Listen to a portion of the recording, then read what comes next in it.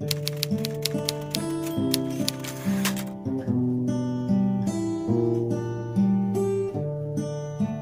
isang mundong madalas ay puno ng ingay, kung saan ang oras ay tila nagmamadali, dumating ka, isang himala sa gitna ng kaguluhan, at bigla, ang lahat ay huminto, nagkaroon ng silbi. Ikaw na di ko inakala na dumating sa takdang panahon, na tila bulalakaw na humawi sa aking kalangitan, nagdulot ng liwanag na di matumbasan, nagbigay ng kulay sa dati malamlam kong daigdig.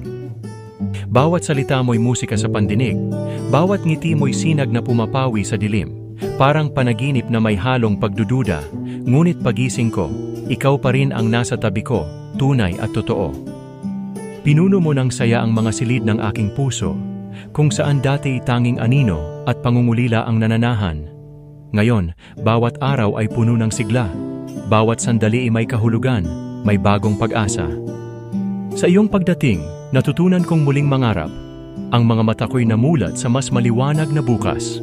At kung ito man ay isang kwento ng kabaliwan, isusugal ko ang lahat, sapagkat ikaw ang dahilan.